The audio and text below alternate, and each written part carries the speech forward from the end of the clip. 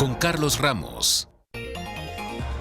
¿Qué tal? ¿Cómo están? Muchas gracias por su preferencia, por estar con nosotros y participar de este programa de debate y análisis, porque bueno, las políticas públicas hoy inestables, la rebelión civil, la violencia creciente, la desaparición de fideicomisos, esto y más colocan al electorado pues en un ambiente de indecisión, en una jornada de las más importantes de la historia, que serán las elecciones del próximo año.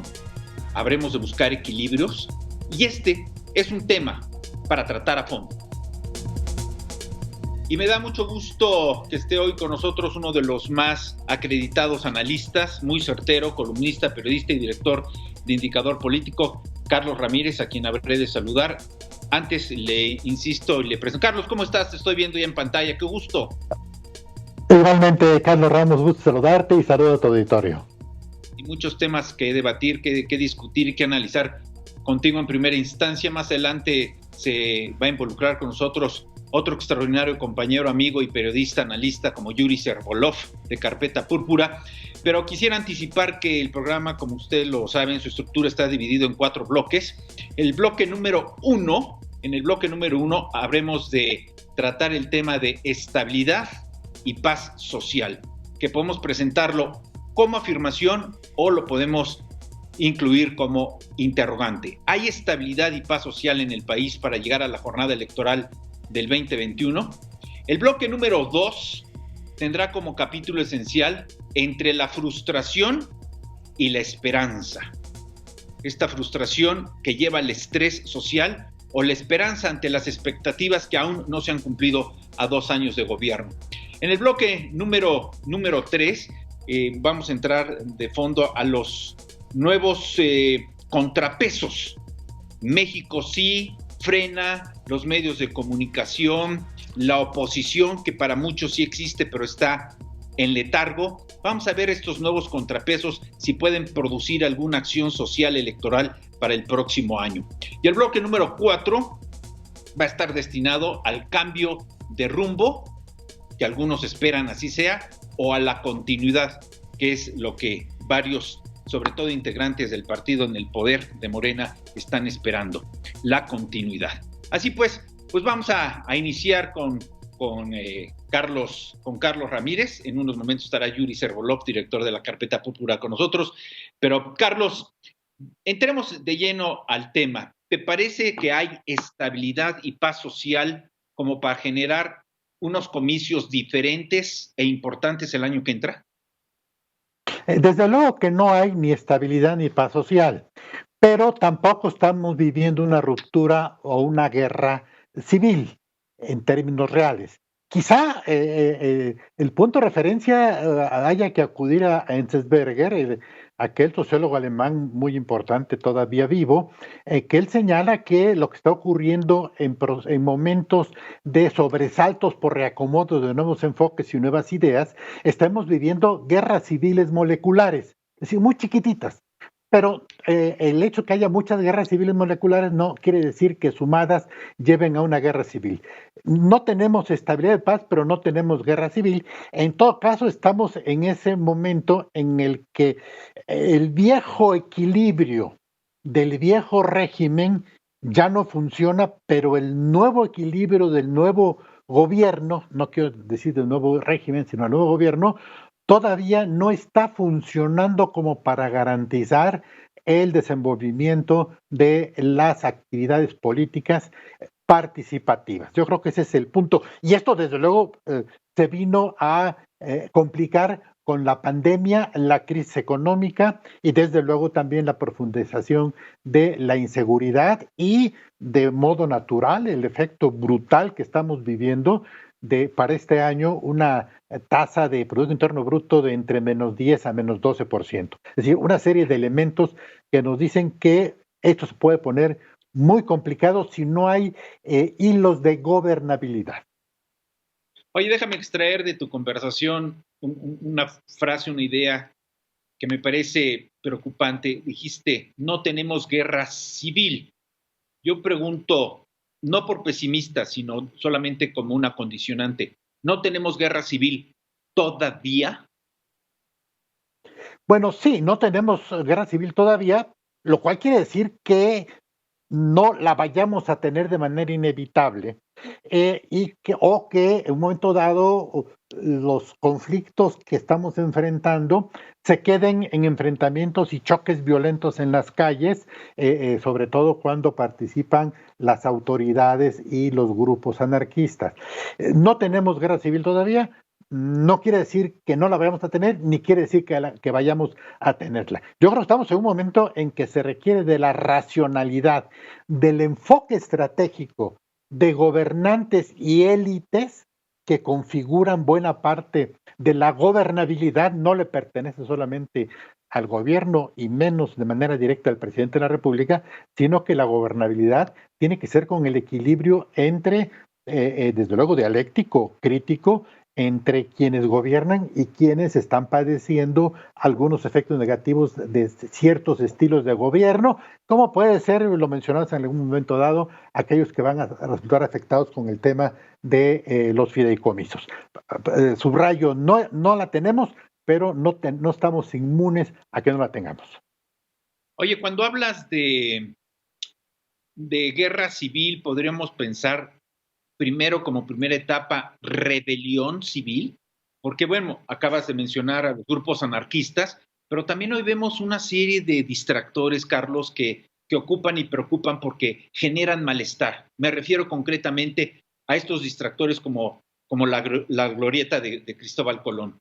Dice la jefa de gobierno que acaban de retirar la estatua para restauración. A ver, me parece inverosímil esta aseveración de la jefa de gobierno, porque es como para pensar que el día de la independencia retiren al ángel porque lo van a remodelar.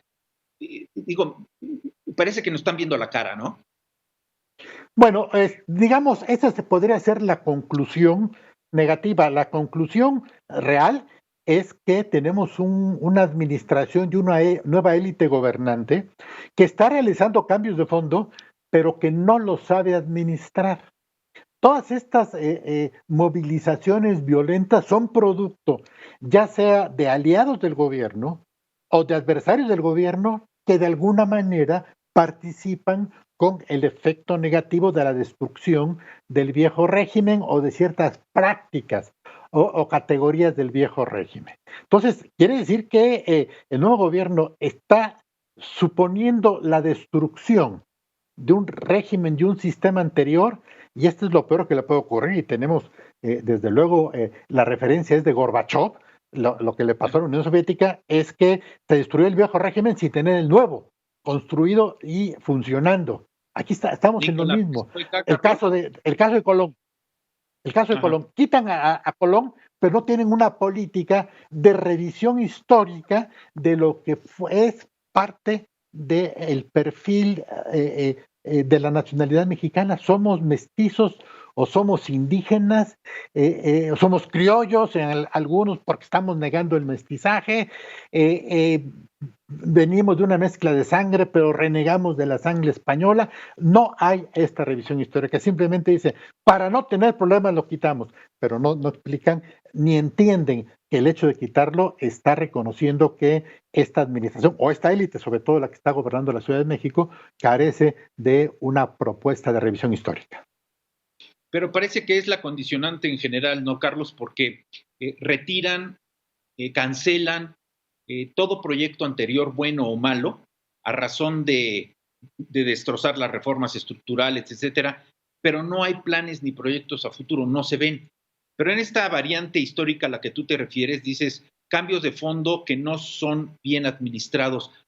Yo pregunto si son cambios de fondo o es ignorancia, o son contradicciones o falta de memoria, y lo argumento, Carlos.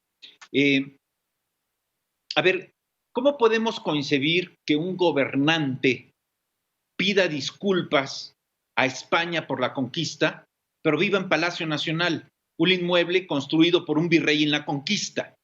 Eso no sé si sea mala administración, incongruencia, ignorancia o un absurdo. Y lo mismo ocurre con esto de Cristóbal Colón, que retiran de reforma la estatua del conquistador, porque dice la jefa de gobierno, vamos a reflexionar en debate si la regresamos o no, pero el señor Ebrard, como jefe de gobierno, nos impuso un monumento, un memorial a un dictador de Azerbaiyán, precisamente en Paseo de la Reforma. Entonces, quedo sin entender. Bueno, mira, frente a lo que estamos es a un liderazgo, que es el del presidente de la República, que él tiene de alguna manera cierto perfil de interpretación de la realidad, pero solamente él lo entiende y no tiene una estructura, una correlación de fuerzas políticas. Uno, dos, desde luego que coincido con esta parte tuya. No hay una reflexión de propuesta sistémica integral. Decir, sí, vamos a cambiar este régimen, sistema político, este Estado, pero de manera integral. Y viene esta contradicción. No es solamente el hecho de que se le pida a España que se disculpe por la represión o la conquista y se vive en Palacio Nacional, sino para mí es más importante de que no tengamos una cultura de revisión histórica que lleve a lo que es el fundamento del pensamiento político histórico nacional, que son los libros de texto. Y los libros de texto hablan de un encuentro de culturas. Entonces, no le da tiempo, no tiene una estructura cultural general el presidente de la República como para decir, vamos a cambiar todo. No, es, digamos, una carta, la carta sorprende, no se avisó, de pronto aparece la esposa del presidente en el Vaticano para pedir que el Vaticano se disculpe. El Vaticano ya en la encíclica anterior a la actual del neoliberalismo, la de hace un año o 2 años, ya se ve disculpado el Papa Francisco por esta forma de imponer la religión católica a sangre y fuego. Ya hubo la disculpa y ahora sobre esa disculpa que se desconoce o no se conocía, se sigue pidiendo como discurso político. Esa es una. Pero la otra, no hay reflexión histórica. Los libros de texto nos siguen enseñando que somos parte de una cultura, de un encuentro cultural, de un encuentro de dos culturas, que en la lógica nos debe llevar inclusive pues, a la revisión. ¿Realmente Hidalgo es el padre de la patria?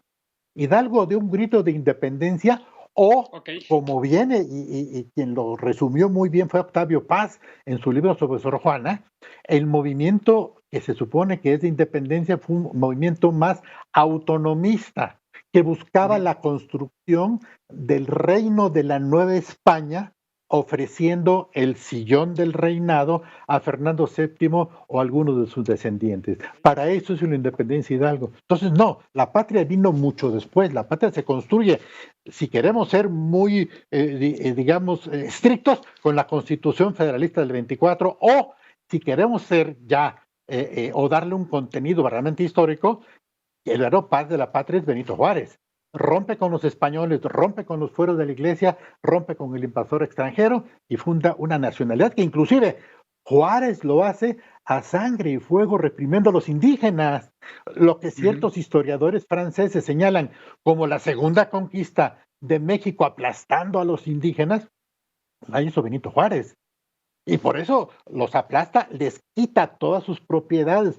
El famoso decreto de desamortización de bienes de la iglesia llevaba también a la desamortización de los territorios de las comunidades indígenas que no utilizaban su tierra para sembrar, sino conquistaban otras porque en sus tierras, decían, están enterrados nuestros ancestros. Entonces lo que hace Juárez es decir, nada, si no la ocupan para sembrar, se la quita y la mete a la dinámica de la fundación del capitalismo, que fue Benito Juárez. Toda esta parte, pues, es la revisión histórica que no se ha hecho y que nos salen con que hay una carta que nos piden perdón. Vamos a suponer que el rey de España dice, ok, ¿saben qué? Discúlpenos. ¿Y qué resuelve? ¿Qué nos resuelve de nuestro conflicto histórico? ¿Y por qué no le pedimos a Estados Unidos que se disculpe o que nos regrese Texas, Nuevo México, Arizona, California y parte de Nevada? La mitad del territorio que nos robaron. Ese es el discurso de la oposición. ¿Por qué ahora el presidente Andrés Manuel López Obrador no va con su amigo Trump a solicitarle una disculpa por el robo de territorio que nos hicieron? Y volviendo un poco al retrato histórico que nos haces de las disculpas del Vaticano, no hay que olvidar que Juan Pablo II ofreció disculpas, dijo, por los errores de la Iglesia. Oye, me da mucho gusto que se integre Yuri Servolov con nosotros, un extraordinario amigo, gran analista de Carpeta Púrpura. Yuri, te estoy viendo, ¿cómo estás? Muy bien, Carlos Ramos, y Carlos Ramírez, qué gusto verlos, aunque sea en situaciones de no normalidad. Oye, ya Igualmente sé que un saludo y un abrazo, Yuri. Un abrazo. sé que has estado pendiente y escuchando la conversación que he sostenido con Carlos Ramírez, y esto nos involucra para abrir un segundo bloque en el programa, que es de la frustración social, evidentemente, a la esperanza colectiva. De lo que has escuchado y lo que pretendes analizar, Yuri, ¿en dónde estamos situados? ¿En qué línea? ¿En qué balanza? ¿La de la frustración social o la de la esperanza colectiva? Bien, Carlos, yo creo que el peligro es que este sexenio se acabe etiquetando como el sexenio de la muerte, por los muertos de la pandemia, por los muertos de la inseguridad, por las masacres que le provocan carcajadas al presidente, por este desprecio que se ha notado hacia la vida humana. O sea, pareciera que tenemos un gobierno que no le da mucho valor a la vida humana. Y eso obviamente genera esta desesperanza que hablas de hacia dónde vamos. Porque se supone que la obligación del gobierno, la primera obligación es cuidar la vida humana y luego cuidar las libertades y cuidar luego la propiedad de las personas y garantizar las otras libertades. Pero sin vida las otras libertades no tienen ningún sentido. Entonces, pareciera que tenemos un gobierno que no nos cuida, que no le importa si vivimos o morimos y que está más preocupado en estar generando conflictos todo el día, ya sea conflictos del presente o lo que estabas hablando con Carlos Ramírez, estar reviviendo los conflictos del pasado, tratando de pedirle perdón a los europeos cuando este gobierno le debe un perdón al pueblo de México por no haber cuidado la vida de 80,000 mexicanos que han perdido la vida con la pandemia, a otros tantos que han perdido la vida por cuestiones de la inseguridad. Bueno, y no has mencionado, no sé si lo hiciste con intención o no, Yuri, pues los muertos, los niños en fase terminal por falta de medicamentos contra el cáncer, y que ahora resulta que no teníamos, pero los que teníamos se los robaron y se dieron cuenta 5 días después de este acontecimiento. Y por cierto, con toda autorización de mis amigos Carlos Ramírez, de Yuri Servolov y usted que nos permite su atención, pues quisiéramos enviar nuestras condolencias y nuestro pésame a la nación, a la Universidad Nacional Autónoma de México, por la muerte primero en menos de una semana de Mario Molina, el premio Nobel de Química, un gran científico que, por cierto, estuvo ocupado y preocupado por el asunto de los tapabocas y de los protocolos sanitarios, y lamentablemente el día de ayer la pérdida de un gran mexicano, un gran universitario, un dignísimo hombre, como lo fue Guillermo Soberón Acevedo, rector de la Universidad Nacional Autónoma de México. Dicho esto, Carlos, la misma pregunta, Carlos Ramírez, ¿estamos en la frustración o estamos en la esperanza en tiempo preelectoral? Oye, nada más déjame hacer una complemento a lo que decía Soberón, un gran universitario y un muy competente secretario de salud, que fue menos consolidó buena parte de la política de salud del Estado. Bueno, respecto a lo que tú señalas entre la frustración y la esperanza, yo creo que estamos en el punto intermedio, que lo señalaría como ha ocurrido con todos los líderes sociales que enarbolan banderas de esperanza demasiado intensas, y a la hora de la administración del poder sus resultados son menores. Estamos en medio de una crisis de expectativas. Quizá la referencia más concreta sea la que vimos, yo lo vi muy de cerca, estuve allí más o menos en los tiempos políticos que ocurrieron. Obama, por el color de la piel negra, fue una gran esperanza para Estados Unidos para resolver el problema de la marginación de los negros o los afroamericanos, negros hay que decirlo sin afán de insultar, y que a la hora que llegó, pues, simplemente enarbolar la bandera de salvar el capitalismo que había entrado en crisis en el 2008. Entonces aquí estamos en una crisis de expectativa. Las banderas del presidente fueron demasiado altas, demasiado de corto plazo y demasiado coyuntura. Una que tiene que ver con una parte de lo que señalaba Yuri de los muertos por la inseguridad. Él dijo que no a los 6 meses, sino el mismo día que tomara posesión, los narcos iban a entregar sus armas y se iban a dedicar a sembrar la tierra. No ha ocurrido sí, eso. Y hay, sí, aparte.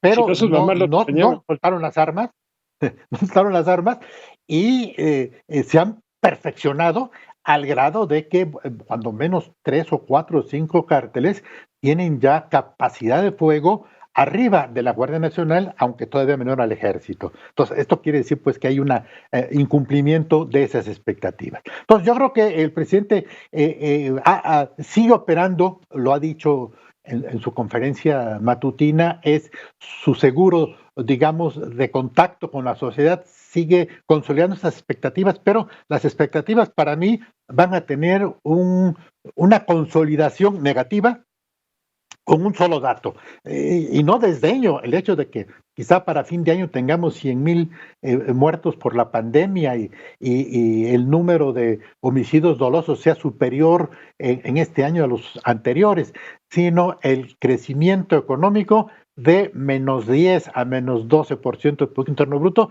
es lo que va a resumir la crisis de expectativas. Y además el hecho de que una vez de que hay un pequeño rebote de 3%, se estabilice en 2% y tengamos en promedio sexenal una tasa de crecimiento menor a la tasa de natalidad y menor a la tasa de crecimiento de la población económicamente activa, con lo cual se está mandando el mensaje de que la economía, el desarrollo y lo que serían las expectativas de 4% no cumplidas no van a generar el bienestar y la estabilidad que se requería como parte de la economía. Para mí ese es el punto. Todo lo demás, yo lamento muchísimo lo de los muertos, el abandono de los niños que tú dices, y el otro dato que por ahí salió en un periódico, no se ha aclarado, de que no solamente se robaron las medicinas, sino hay dudas de que esas hayan sido las medicinas reales. Y el sospechosismo dice, no, pues es que como eran falsas, mejor se las robaron y las desaparecieron.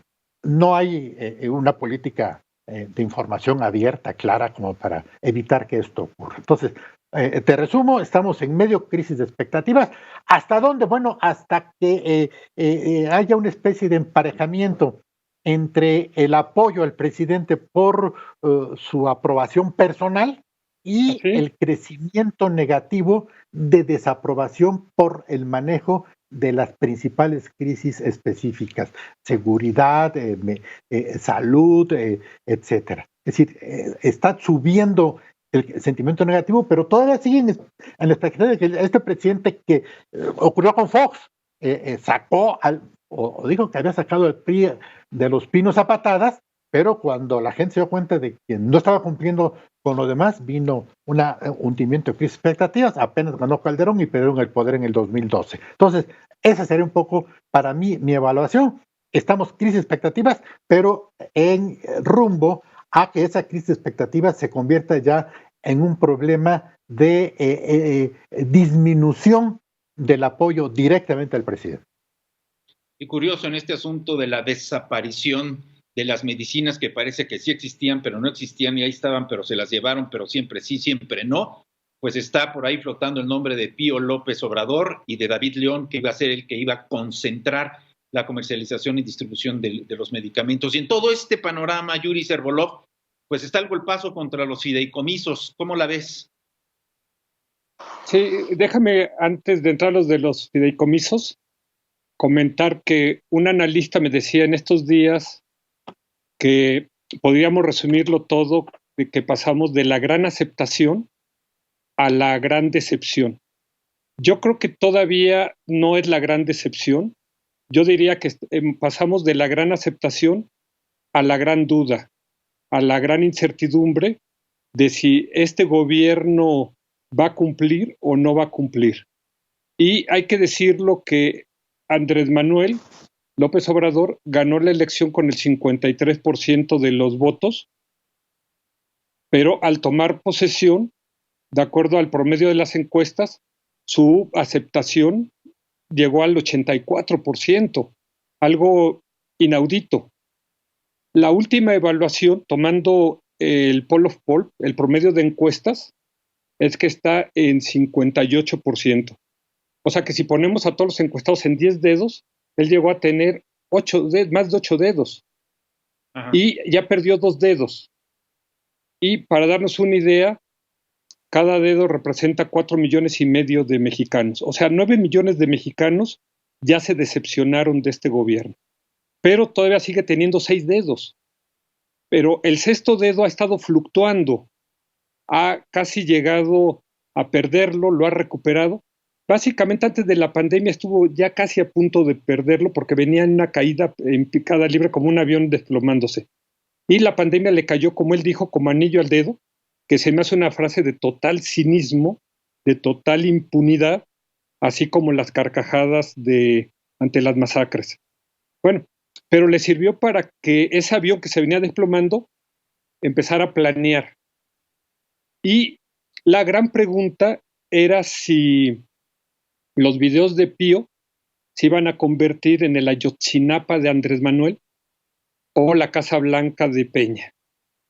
Y lo que hemos visto es que las encuestas ahorita se frenaron, no han salido. Yo no sé si las han parado o si las entaviaron para que se las atrasaran, pero el video de Pío, que fue ya el 21 de agosto, ya pasó todo septiembre y nada más tenemos 2 encuestas que no nos permiten ver qué pasó con si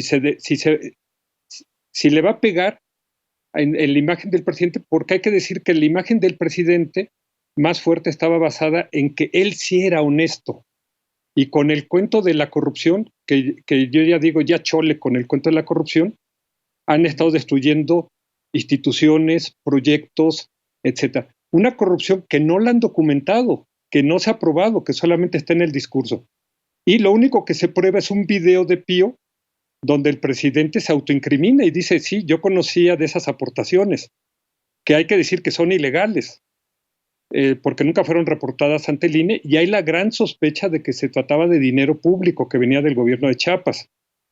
Y ahora con este cuento de la corrupción, se echan a los fideicomisos. Pero ahí lo que no salen son las cuentas del gobierno, porque por un lado el secretario de Hacienda dice, ninguno de los que recibía fondos va a ser afectado. Pero por el otro lado se nos habla de que va a haber un ahorro de 61,000 millones de pesos. Entonces uno dice, ok, si les van a dar el dinero a los que se lo daban, ¿dónde está el ahorro? Y si hay corrupción, ¿de cuánto era? ¿De qué tamaño era? ¿Y quién la cometió? ¿Dónde están las órdenes judiciales contra estas personas? Entonces, siempre con la cuarta transformación, tenemos siempre la duda de si se está convirtiendo ya de la 4T en la 4D, en la cuarta destrucción. Porque lo que sí está claro es la destrucción de leyes, de instituciones, de presupuestos, de proyectos. Eso está clarísimo. La transformación es cuando agarras algo y lo mejoras. Aquí no han mejorado nada. Han destruido lo que existía con el pretexto de una corrupción que no está acreditada, que no está comprobada. Lo único que me queda a mí comprobado es el video de Pío, donde se queda comprobado un delito, donde el presidente se autoincrimina y donde ya pasaron más de 50 días y no hemos visto la declaración de Pío, ni la de David López, ni la del presidente López Obrador. Bueno, y esta serie de discursos contra la corrupción, no hay que olvidar el extraño silencio que hay sobre el caso Lozoya, el extraño silencio que hay sobre García Luna, que hace apenas unas semanas eran los principales temas de las mañaneras. Y ya antes de lo de Pío, Yuri, pues tenemos el antecedente de una veracruzana también recibiendo aportaciones en bolsitas de pan, de papel, una señora de nombre Eva Cadena, que para muchos pues prefieren mejor olvidarla. Vamos a hacer una pausa, regresamos para hablar si existen o no realmente los contrapesos en esta jornada preelectoral, y en ese asunto de los contrapesos vamos a intentar hablar o analizar de lo que está ocurriendo entre este conflicto ya muy desgastado de Porfirio Muñoz Ledo con Mario Delgado por la dirigencia de Morena. Volvemos, juntos a fondo.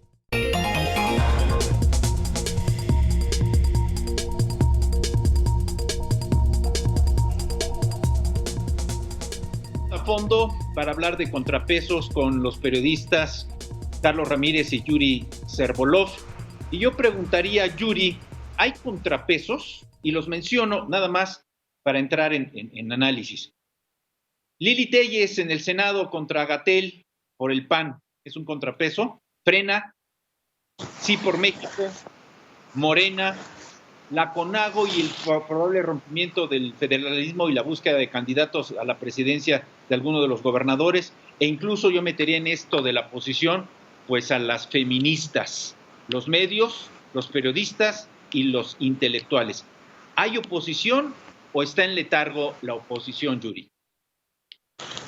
Creo que tocas el gran tema, Carlos. En México nunca ha habido contrapesos. El presidente siempre ha tenido todo el poder y podríamos decir que no ha habido presidente que tenga más poder en toda la historia que Andrés Manuel López Obrador. Sin embargo, hay que decir, por otra parte, que es un presidente muy débil. Porque el poder, uno es el poder legal, legítimo, otro es el poder de que la gente te reconozca realmente como que tú eres el líder, pero el verdadero poder es el poder resolver las crisis, la crisis económica, la crisis de la pandemia, las necesidades de los mexicanos de seguridad, de bienestar. Y ahí es donde veo un presidente muy débil. O sea, veo un presidente muy bocón, un presidente que habla demasiado, que no tiene ningún contrapeso a sus excesos. Como empezamos a ver en los sexenios anteriores, que se habían estado creando instituciones autónomas, instituciones de la sociedad civil, que de alguna manera empezaban a crear un contrapeso al presidente. Hay que decir que en México hemos tenido presidentes muy poderosos como un Díaz Ordaz o un Luis Echeverría, quizás menos poderosos un López Portillo, un Miguel de la Madrid, un Carlos Salinas poderosísimo, luego un Zedillo más débil, luego un Fox más débil, un Calderón que trató de ser un presidente poderoso pero no lo logra, un Peña que no alcanzó a tener todo el poder, y llega López Obrador con una gran aceptación que hablábamos hace un momento, que no tiene una oposición de contrapeso, que estas que mencionabas, Frena, todo esto, realmente no lo limitan, no lo frenan, no lo paran. Tenemos un presidente que comete todos los excesos verbales que quiere y comete todos los excesos en cancelar proyectos, en modificar leyes, en modificar instituciones. Pero eso no lo hace un presidente poderoso. Es un presidente que él mismo sabe que si deja de hablar, se cae. Por eso es que ahora habla, la gente dice que tiene diarrea verbal, porque habla todos los días. O sea, de lunes a viernes su mañanera, y luego el sábado otra vez nos receta otro, y luego el domingo otro video. Es un presidente que sabe que si pierde el apoyo del pueblo sabio, se cae. Es un presidente que está colgado de un hilo, pero al mismo tiempo no tiene ninguna oposición.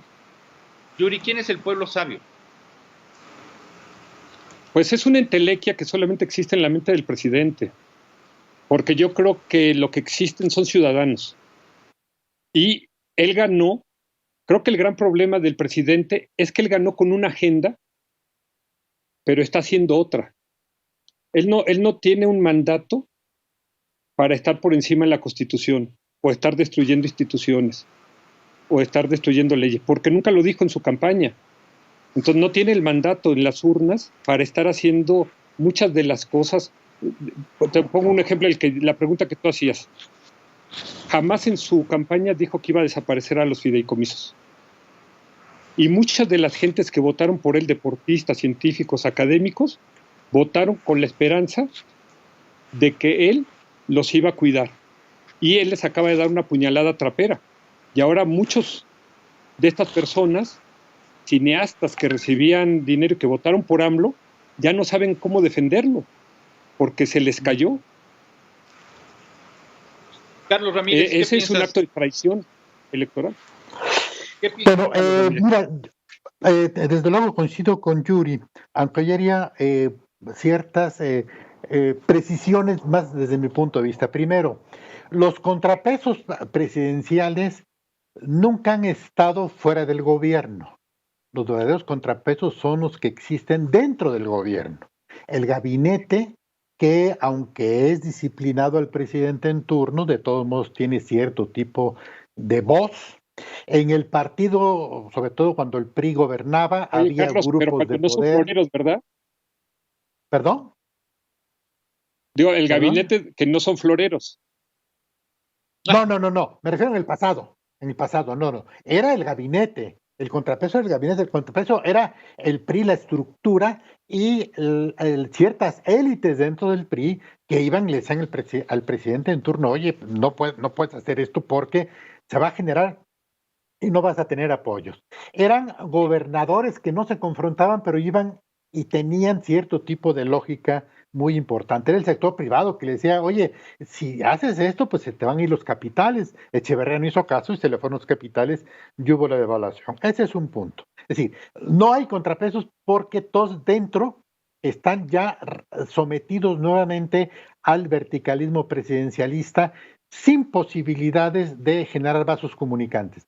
Para mí, creo que ese es, un error del presidente, porque entonces pierde la conexión con la realidad. Ese es un punto. El segundo, el asunto de los fideicomisos que señalaba Yuri no estaba en la agenda porque no se imaginaban el golpazo brutal que iban a tener con la crisis económica derivada de la pandemia.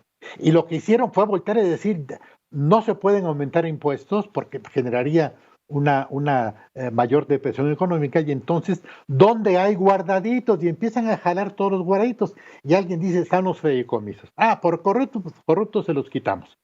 Se los quitan, digamos, a los fideicomisos los fondos que les permitía a ciertos sectores una programación multianual.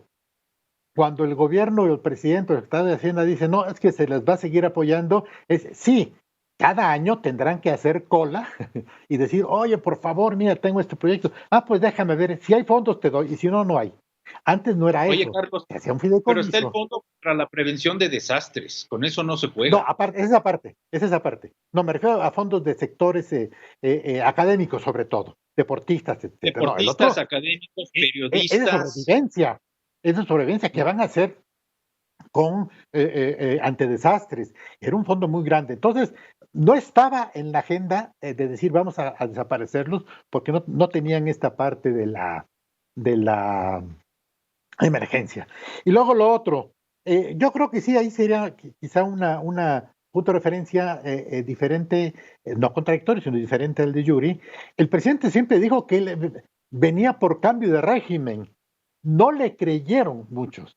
Dijeron, sí, es lo mismo, pero va a cambiar un poco. El régimen es corrupción, que acabe con los corruptos, y entonces tú vas a seguir funcionando igual. ¿Qué cambio de régimen hay? Bueno, en donde se pasa de un régimen de ciertos grupos sociales a las prioridades del presidente, que son sus 4 mega obras y sus sectores beneficiarios de asignación directa de recursos. Para eso son los fondos. Esto, de alguna manera, trataría de implicar un cambio de régimen, por ejemplo, también cuando dice en energía vamos a regresar al Estado. Y entonces se empieza a cerrarle los compromisos con el sector privado. Entonces, si es un cambio de régimen de un gobierno, igual estaba también con los organismos autónomos del Estado. El Estado ya no podía administrar la realidad de crear organismos autónomos, muchos de ellos administrados por el propio Estado con controles últimos o extremos autoritarios, pero se les permitía cierto grado de libertades.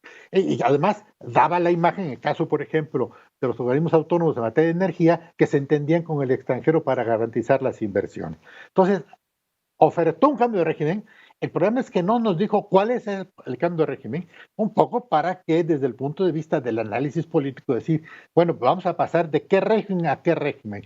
Veníamos de un régimen que fue el que inventó Cárdenas de capitalismo monopolista de Estado a uno de capitalismo con alianzas con el sector privado, y ahora regresamos a un capitalismo cuasi monopolista con el objetivo de regresar a la hegemonía de un Estado, y ha demostrado su eficacia. Pero además es capitalismo en tanto que no va a cambiar el régimen que el neoliberalismo transformó. Es decir, a ver, vamos a reconstruir el viejo Estado, pues entonces quitémosle Teléfonos de México a Carlos Slim, regresemos la banca al Estado porque es el instrumento fundamental de financiamiento del desarrollo, aunque en manos del Estado fue un foco y un fondo de corrupción absoluta.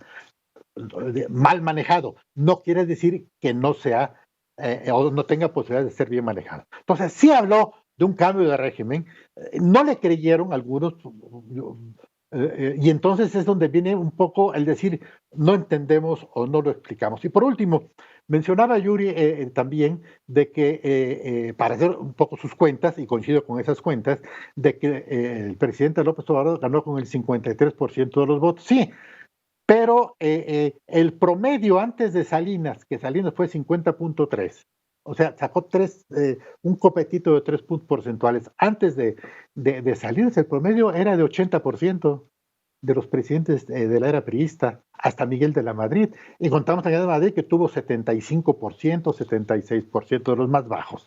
Pero bueno, arriba, evidentemente, de la mayoría calificada. Entonces, no, es un poco hasta medio engañoso. Claro, habla de 30 millones.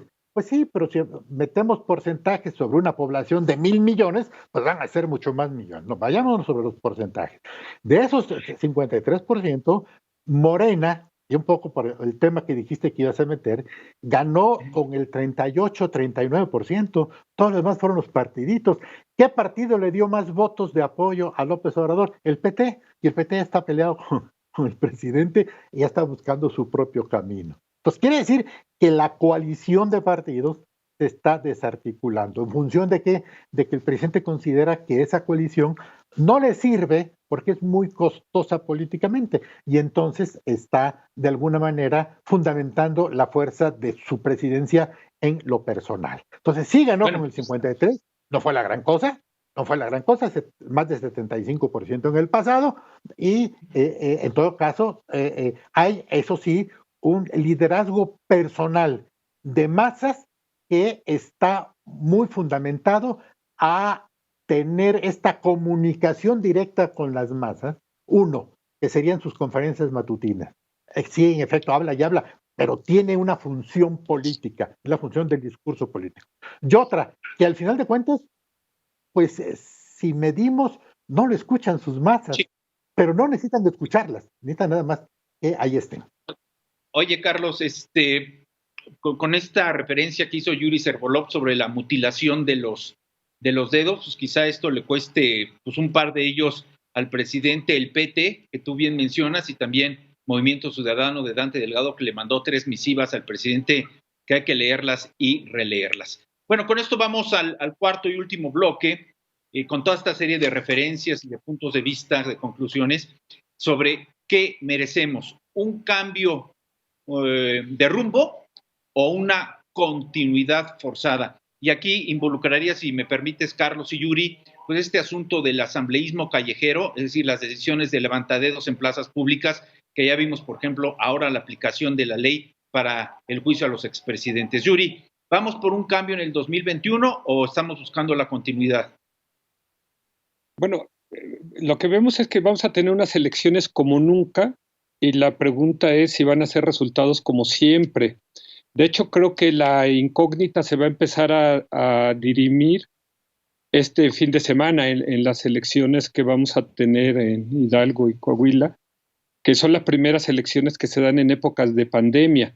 Lo que yo veo es que tenemos todavía una sociedad asustada, una sociedad que todavía no sabe si puede regresar a la vieja normalidad y que no entiende qué es esta nueva normalidad. Y por el otro lado vemos que los políticos, empezando por el presidente, lo único que les interesa es sus campañas electorales, incluso por encima de la vida humana. Luego vamos a tener las elecciones en Estados Unidos, donde si tomáramos las encuestas, pues vemos que Biden ya ganó, porque tiene 10 puntos de ventaja en voto popular y tiene 30 puntos de ventaja en votos electorales. Entonces pareciera que trae un triunfo hasta apabullante.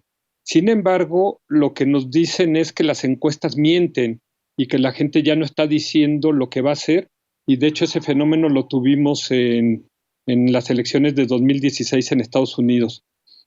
Y entonces la gran incógnita es si se va a reconocer ese triunfo que trae Biden en las encuestas el día de la elección, en las urnas, o si nos vamos a ir a un conflicto judicial, a un conflicto electoral.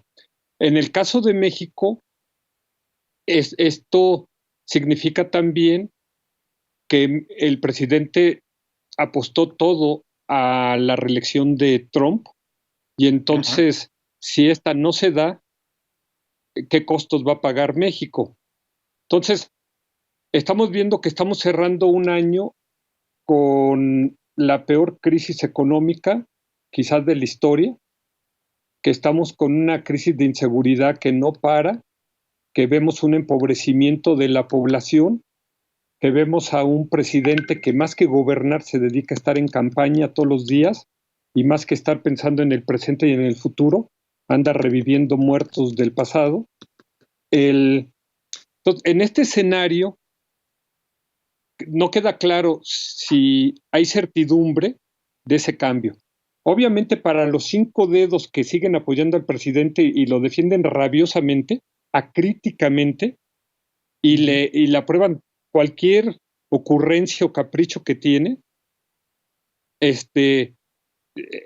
eso va a continuar. Ellos siguen pensando en esa esperanza. Los otros 5 dedos ya le perdieron la esperanza al presidente, por lo menos 4 dedos. Hay un dedo que está ahí todavía dudando si se la pierde o no. Pero 4 dedos ya dicen, 2 dedos dicen, este es el peor presidente que hemos tenido en la historia, es el peor gobierno, es la peor decepción. 2 dedos que estaban con el presidente ya dijeron, creo que nos equivocamos. Otro dedo está dudando de que apoyo a mi presidente, que finalmente estamos en crisis, y en crisis los líderes se fortalecen, es lo que hemos visto en todo el mundo, o ya de plano le quito la esperanza. Entonces, creo que no está claro el panorama. Creo que hay un proverbio árabe, y con esto termino, que dice, quien diga lo que va a suceder en el futuro miente, aunque esté diciendo la verdad. Porque no tenemos claro, Carlos, ni siquiera cuál es el presente que estamos viviendo.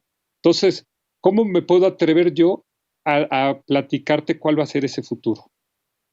Oye, de esta metáfora que nos has regalado de los dedos y que mencionas le quedan 5, pues podría perder 4, que podría ser uno, su propio partido, que es Morena, porque mucho se dice que si llega Porfirio va a ser el contrapeso del gobierno, si llega Mario Delgado va a ser quien le abra la precampaña presidencial a Ebrard. Entonces, un dedo lo puede perder con Morena, un dedo con el PT, un dedo con Movimiento Ciudadano, y el otro, que sería costosísimo, el triunfo de Biden, por el apoyo que fue Andrés Manuel López Obrador a darle a Trump allá en la Casa Blanca. Carlos Ramírez, ¿continuidad o cambio?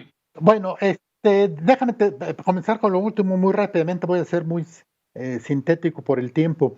Primero, si gana Biden, no va a haber ninguna venganza. La verdad es que a los demócratas México no les importa. No le importamos a Obama. No tiene nada que reclamar. La verdad es que Biden será uno de los presidentes más débiles, desde luego sin ningún proyecto hacia México. Y ni siquiera va a reclamar algo que algunas encuestas le han dado la ventaja. En segundo lugar, sí, las encuestas le están dando la ventaja que decía Yuri, pero yo tengo mis dudas de que las encuestas sobre los colegios electorales en 30 puntos es menos. Es menos, va entre 4 y 7%, y en este último cierre, Trump está recuperando votos en los estados que van a ser determinantes, sobre todo Florida y Wisconsin. Ese es un punto. ¿Por qué razón? Porque a veces yo digo que cometemos la falta de sensibilidad de analizar Estados Unidos de nuestro punto de vista. No, votan, perdón por la referencia, espero que no sea tomada como un insulto, pero votan los gringuitos, los americanos. Y su lógica es otra.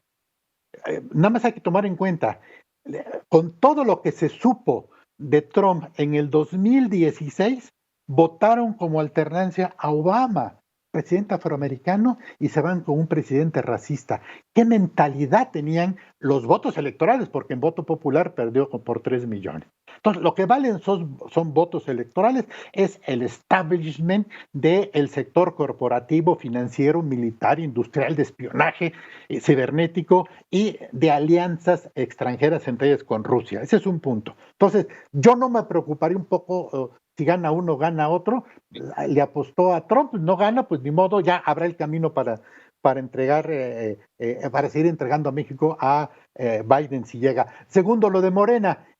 Sí coincido en que Porfirio tiene su propia lógica, quiere hacer su partido porfirista, pero yo no creo que Mario Delgado vaya a Morena para prepararle la campaña o manejar Morena para la campaña de Ebrard. El presidente de la República va a decidir en la soledad de su despacho quién va a ser su sucesor.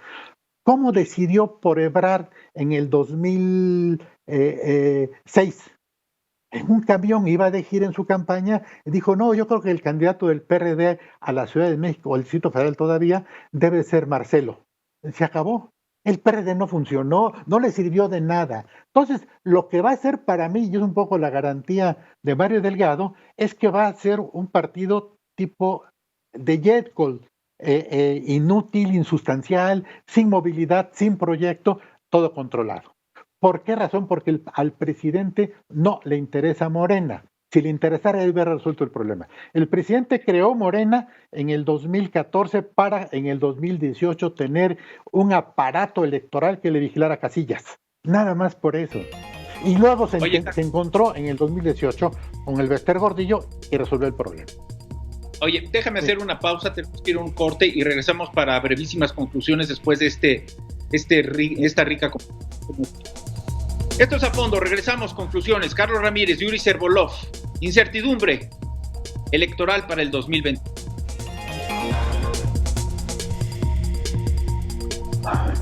Pues sirva este retorno a imagen para agradecer a Carlos Ramírez y a Yuri Servolov esta riquísima conversación, este gran encuentro entre colegas, entre amigos y con estas dos experiencias de columnistas, de directores de Indicador Político de Carpeta Púrpura. Carlos Ramírez, mi gratitud como siempre, con la promesa de volvernos a encontrar. Desde luego, siempre a la orden, Carlos. Hasta luego, Yuri como siempre. Un gusto, Hasta luego, Carlos. Muchas gracias. Gracias, que tengan ustedes una estupenda semana y reitero el desafío para volver a encontrarnos aquí en Mega Noticias TVC. Muchas gracias.